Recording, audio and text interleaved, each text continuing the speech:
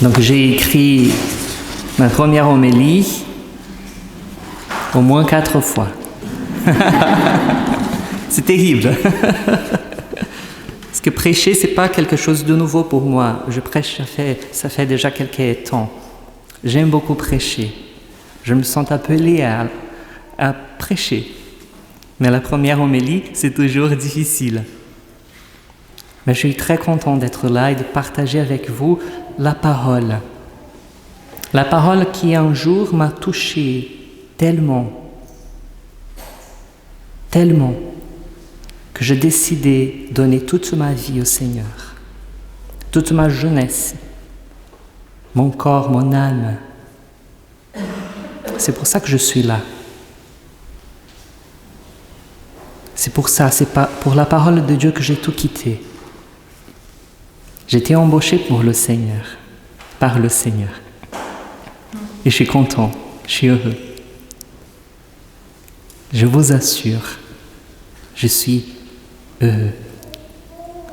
Bon, la parole de Dieu aujourd'hui, elle nous parle des ouvriers, d'un maître d'un domaine, des vignes. Donc on est placé dans une région où il y en a beaucoup de vignes là. C'est pas du tout quelque chose d'étrange pour vous. Pour moi peut-être, j'ai quand même des vignes proches de chez moi, mais c'est pas du tout la même chose qu'ici. Vous êtes vraiment dans le cœur d'une région des vignes. Vous savez bien qu'est-ce que se passe là sur cet évangile. Quand le Père il m'a appelé pour montrer la dalmatique, tout d'un coup l'Esprit Saint il est venu à mon secours. Il m'a rappelé une phrase de Sainte Thérèse de l'Enfant Jésus. Peut-être que je ne serai pas fidèle à ces paroles, mais au sens, je vous assure. Donc, elle dit, une âme embrasée par Dieu, elle ne peut pas rester inactive. Et c'est ça. Ceux qui connaissent Dieu, ceux qui ont une expérience avec le Seigneur, ils sont touchés par le Seigneur. Ils n'arrivent plus à rester inactifs.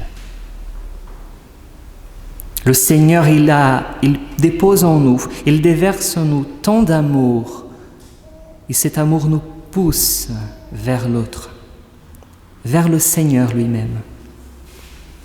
Une fois, on m'a posé une question.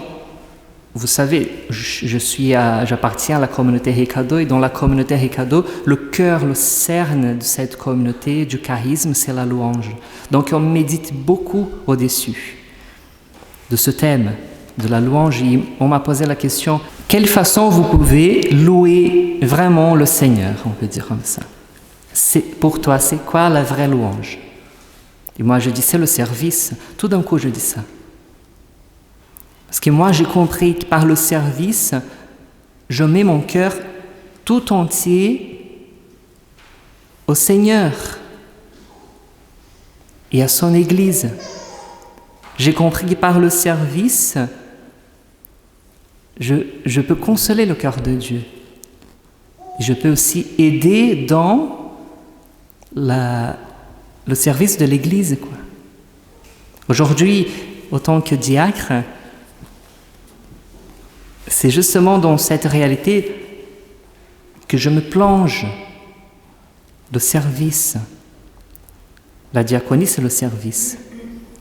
Voilà, je parle à vous quelque chose que je vis aujourd'hui, de plus actuel dans ma vie, le service.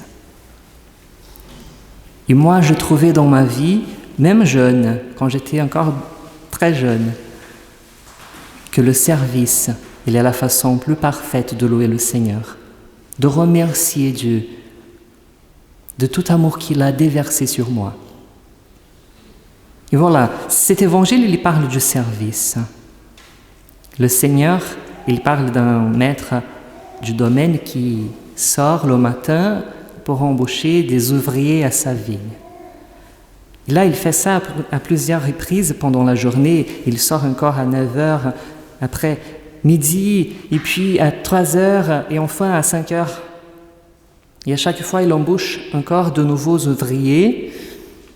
Et à la fin du compte, quand il va régler le salaire de tous les ouvriers, il paye la même chose. C'est-à-dire, ils vont toucher le même salaire tous. À la première vue, ça semble injuste. Et comme dit la première lecture, mes pensées ne sont pas vos pensées. Le Seigneur, il pense différemment. Le Seigneur, il est vraiment juste en toutes ses voies, comme Sabine a chanté dans le psaume. Il est juste en toutes ses voies. L'évêque de mon diocèse d'origine, une fois, il a dit une phrase qui m'a beaucoup touchée, qui m'a beaucoup marqué. Il dit presque la même chose que Sainte Thérèse. Il dit, ceux qui connaissent le Seigneur, il ne peut pas rester inutile.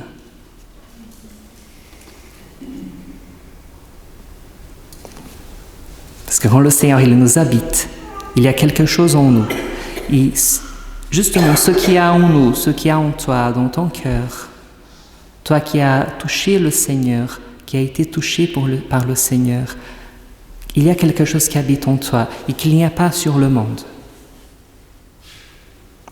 C'est quelque chose que le monde a soif, la faim. Et toi, tu portes en toi-même. C'est le Seigneur lui-même, sa parole, son esprit. Une fois, on était en prière, en communauté au Brésil, ça fait quelques années. Et je n'ai jamais oublié cette parole. Quelqu'un a dit une parole de prophétie, ça m'a beaucoup bouleversé. Elle a dit, le Seigneur me donne une image comme si on avait beaucoup de l'eau stockée. Et je vois d'autre côté le monde qui meurt de soif. Et qu'est-ce qu'on fait devant cette réalité? Je veux dire, mes frères et sœurs qui sont entre nous, vous êtes ici parce que vous avez beaucoup de grâce en vous.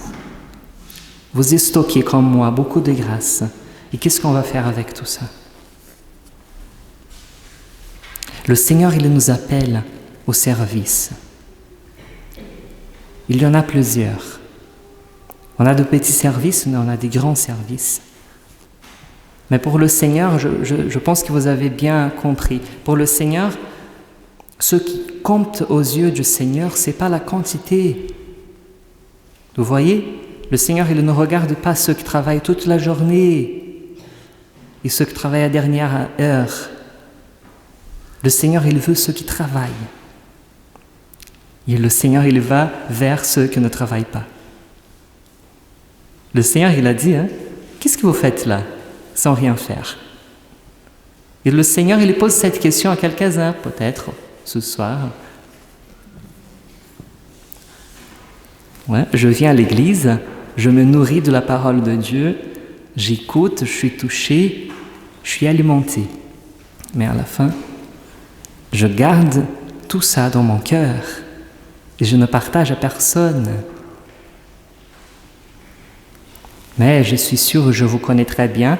Je sais que vous travaillez bien, vous bossez beaucoup pour le royaume de Dieu. Donc, il faut parler aussi à vous. Et je vous parle, le Seigneur, il veut que notre travail, notre service, il soit rempli d'amour, de gratitude et de gratuité.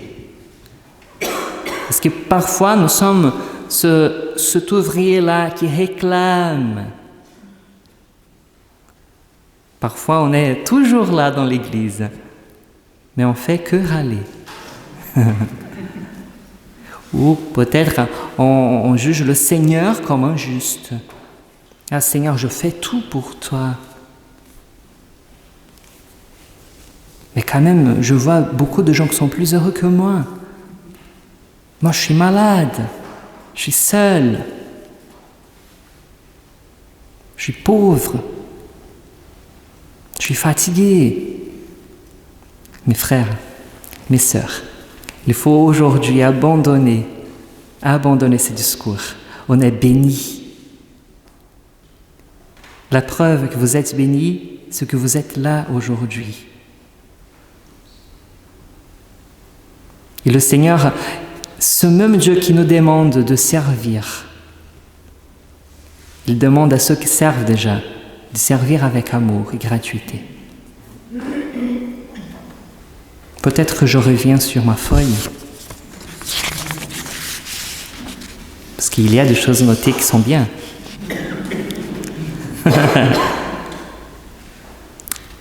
Ah oui, ça il faut que je parle. Moi j'ai eu une expérience merveilleuse, parce que le Seigneur il compte sur nous pour le travail. Je pense que vous êtes d'accord avec moi, le Seigneur il n'a pas besoin de nous. En fait, le Seigneur il a besoin vraiment de nous. Non, le Seigneur il a créé le monde du néant. Il n'a pas besoin de nous. Le Seigneur il a voulu avoir besoin de nous. C'est pour ça que le Seigneur il nous appelle pour le service. C'est pour ça que le Seigneur il sort pour chercher des ouvriers. Et voilà que le Seigneur il fait de nous comme si on était les bras du Seigneur, les pieds du Seigneur, le regard du Seigneur, le cœur du Seigneur. C'est ça qu'on est sur le monde. Nous ne sommes pas le corps du Christ. Voilà. Chaque membre du corps a sa fonction. Et si chacun de nous, on accomplit notre fonction bien, voilà, le corps, il va marcher dans une pleine harmonie. Moi, j'ai eu une fois une expérience d'être le sourire de Dieu. Je suis super, hein? Je suis au top. Non. Mais j'ai eu cette expérience. Le Seigneur, dans sa miséricorde, il m'a donné cette grâce. Moi, j'étais, l'année passée, j'étais à l'hôpital Chateaubriand. Je visitais une femme, une jeune dame, très sportive, vivante. Elle avait la soif de vivre, mais elle luttait contre un cancer. Et c'était très dur. Elle était très épuisée. Et la première fois que je l'ai vue, elle était épuisée, fatiguée, mais elle avait quand même une espérance inébranlable. Je suis arrivé et j'ai dit « Bonjour !» comme ça. Elle était, vous voyez? Et moi, j'ai souri. Et tout d'un coup, elle m'a dit « Merci pour ton sourire ». Et voilà, on a discuté une fois, j'étais une deuxième fois, une troisième fois, j'ai chanté en portugais pour elle. Et à chaque fois que j'étais à l'hôpital, moi, je sortais plein de joie et de la grâce de Dieu de cette rencontre et d'entendre que j'ai pu être le sourire de Dieu pour elle. Là, j'ai vu, ça vaut le coup. Ça vaut le coup.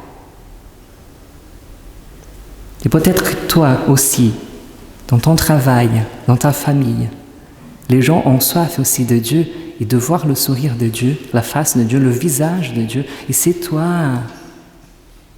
Le Seigneur, il a voulu comme ça. Que tu sois le bras de Dieu, les pieds de Dieu qui arrivent loin. Que tu sois la parole de Dieu. Que tu sois vraiment le corps du Seigneur. Pas un membre mort, au malade, au lourd, au paralysé. Mais un membre actif. Vraiment, qui travaille pour le bien et pour l'harmonie de tout le corps. Une chose très importante, ce matin j'ai étudié et je sais qu'il y en a sur hier presque 60 000 personnes, habitants. Et je vous pose cette question. D'entre ces 60 000, combien ont déjà connu le Seigneur? Combien ont eu déjà une expérience avec le Seigneur? Voilà. on sait qu'il y en a beaucoup, beaucoup de gens à toucher.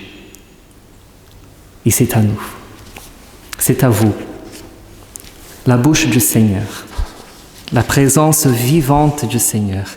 Il y a des centaines de personnes dehors qui nous attendent,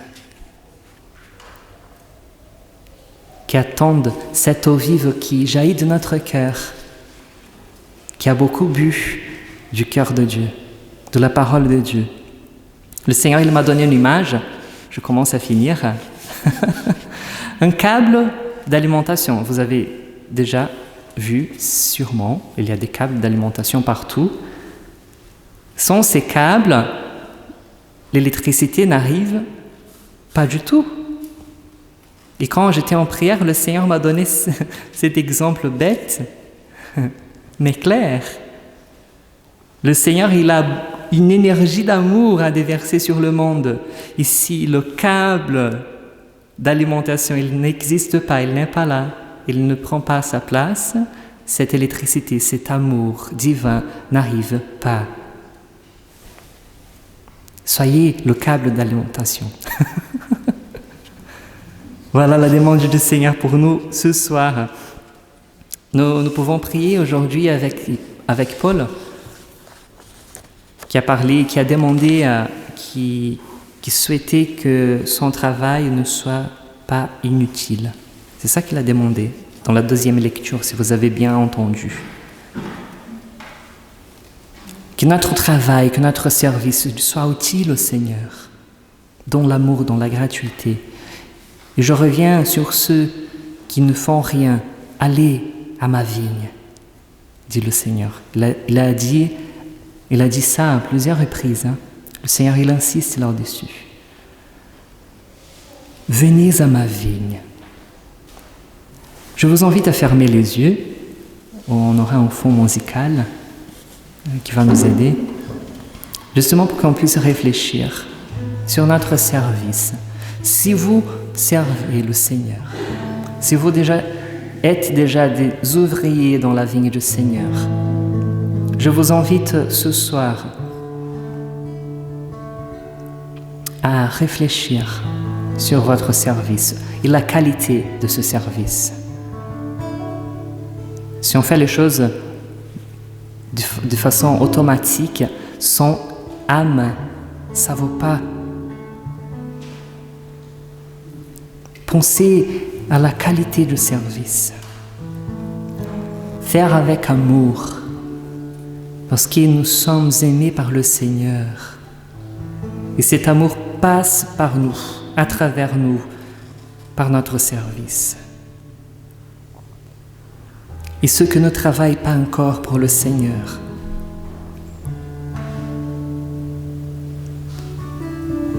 aujourd'hui c'est le jour de bouger, de se mettre à service de ce royaume d'amour et d'embraser le monde de cet amour. Le Seigneur, il a voulu avoir besoin de toi. Il attend sa réponse avec inquiétude.